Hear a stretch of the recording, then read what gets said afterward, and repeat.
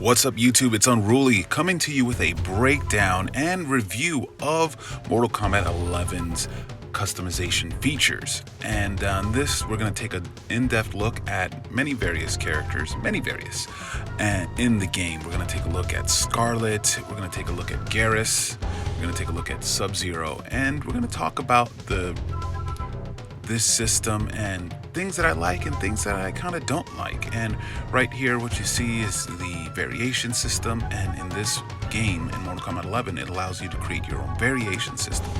And you can see what you're not right now. You can change each variation in the game, so you don't have to be tied to one look. And you can see right here, we have the different masks that you can unlock for Skarlet. Now in this game, you get to change 3 features of your characters. For Skarlet, 1 is her mask, and you can see the little different things right there, and it looks pretty cool. 2 is her kunai, or her dagger, and there's different versions. And then after this, you can change one other thing, which is her blood vial. And I think that's what's going to be my major kind of, not gripe, but my thing is, like, this blood vial you never really get to see, and that kunai of hers, you don't really get to see it that much. From what I've seen, it is not that prevalent. And here's how the costume system works. Instead of changing various pieces of your costume, you unlock different costumes. So some costumes you could see have that kind of Bedouin veil right there, and you can change it up.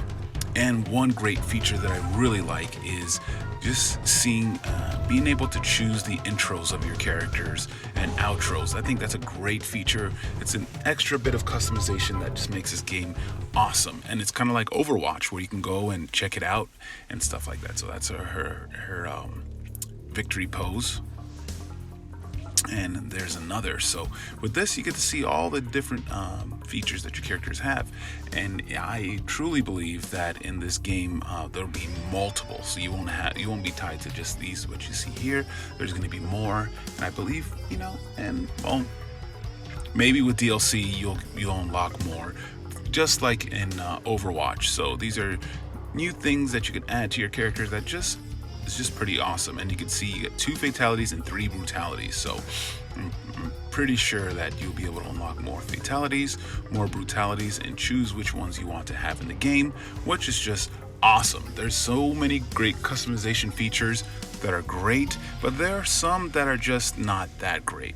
And now here is where you can create your own variation, so you can just choose, and there are some slots, which is cool, but unfortunately I don't think this will be allowed kind of in ranked and competitive play, so which is, it makes me kind of sad. And over there you have your AI, which was like last time, which you can let your AI fight matches and win games, so you can unlock things. And now we're going to look at Geras. So now that we're looking at Geras, guys, I want to talk a little bit about what I like and what I don't like about this customization. And I'll be honest, I'll say it really quick.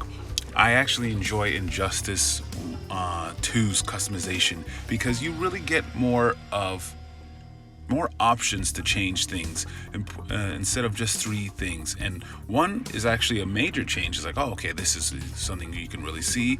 And the other 2 things are just kind of very small. Like you don't really get to see. Like this, Geras actually his customization features are actually pretty great. But when it comes to like Sub-Zero, Skarlet, you just change some of their weapons and some minor features. And I would like to customize more of their costumes, and unfortunately you don't really get to. What happens is you get somewhat of a, like, I'd say like a Call of Duty or like an Overwatch, where you get different skins, and then from there you can just enhance them by adding a couple of different features and changing the colors. So I mean, there's certain costumes that I like, and I think the more you unlock, it's like, oh, you have this costume, but we're going to take off the helmet and so forth, and which really takes away the customization that you had in Injustice, and changes it up a bit. So now I guess it's good because you only have 3 pieces to it, but I personally would like to just mix and match costume pieces to really make it my own. And I mean, see, that's the costume I went for Garrus and some of the colors. And we're going to take a look at his intros. Now, I think that is one of my biggest gripes with this customization that we have in the game. I mean, it's like with all these other features, it is fantastic, but it's just like I can only get to change his chest piece, his back piece, and his arm, which is a special move, so which you don't see that much. I'd love to be like, you know what, I want to give him the helmet, or I want to just take off the helmet and have this costume. And that's something that Injustice had more of, and this one had less. So, but now you get a lot of different costume options and colors and so forth. So, and we're gonna see how we unlock these in the game. But so far, yeah, I'm jazzed that I'll be able to customize my characters just a bit, but there's really not enough customization in the create a costume. There's so much customization with creating and selecting your abilities and all this kind of stuff, but unfortunately I think it falls short on just doing a few small pieces. Now I think we're going to take a look at Raiden in this next part right here. And Raiden, you get some different costumes, and you get to look.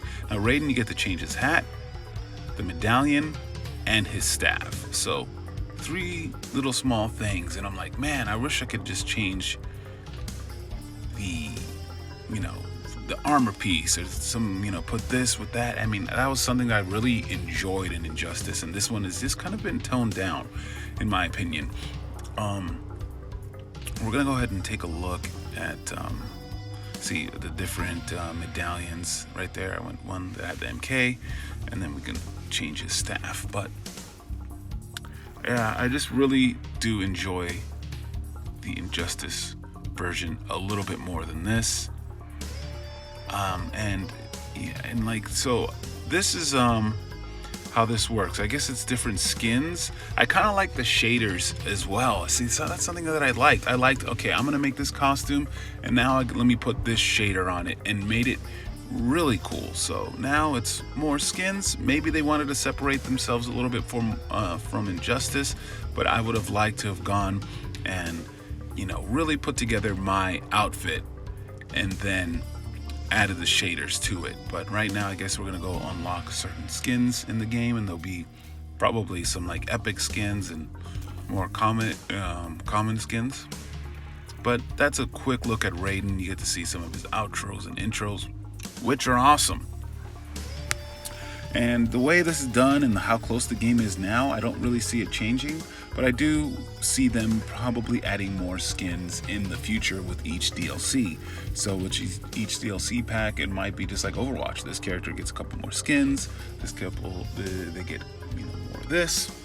So with this, if they have a good selection of skins, and then I can definitely be happy. But with the changes that you can make in this game for a costume, it's not that dynamic. Just hat, medallion, and staff. Well, overall, I would have to give this thing, it's like I'd have to give it an 8 out of 10, because all the different things that you can do, changing what fatalities you want to use, adding, what brutalities you want to pick, changing your intros, outros, your taunts, all that stuff is fantastic. The thing that just doesn't make it a 10 for me is these 3 little things that are right here. Sub-Zero, you can change your mask. That's really cool. And see, here's the thing. I really like this design of Sub-Zero, but I'm not sold on the hat. I like it and I don't like it. Don't at me. I don't know, but it's just weird. I like it and I don't like it because it makes him a little more unique than Scorpion. Then you get to change his axe. You don't get to see his axe all the time. You only get to see it when he does it in certain moves. So then I'm like, man, that's not much of his costume. And then the next feature is you can give him, you'll see it in the next one, you can give him some like ice bombs, some ninja stars, some kunais and stuff. But it's just, that is so minimal. That's something you can barely see. And I'm like,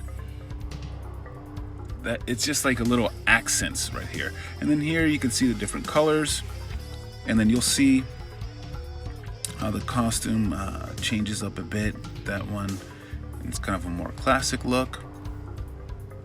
But I'm kind of feeling the Sub-Zero without the mask and the bandana on his head. It's kind of cool. But there's some looks.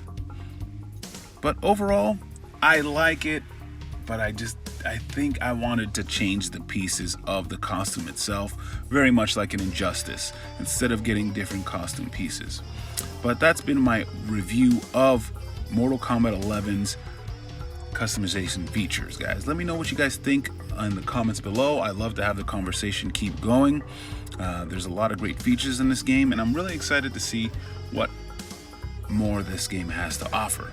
Well, alright guys, I'll let you keep watching these customizations, and until then, I'll see you in the next video. Peace!